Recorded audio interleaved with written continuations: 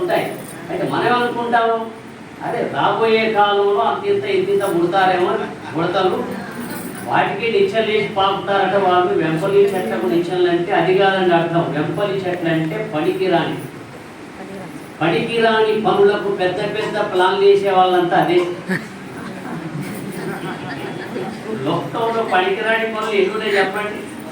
ఇప్పుడు క్రీడారంగం ఉందనుకోండి, ఒకటి క్రీడారంగం ఉందండి కదా, నేను విమర్శించిన క్రీడారంగం ఉంది. లక్షలు కోట్లు వెచ్చించి మనం ఆ క్రీడారంగాన్ని వీక్షిస్తున్నాం. ఏమంత ఇసుమంత జ్ఞానం ఉంది అందులో. గెలిచిన వాడు సంతోషంగా ఉంటాడు, ఓడినవాడు నిరుత్సాహపడతాడు, అంతే తప్ప ఏమైనా ఫలితం ఉందా?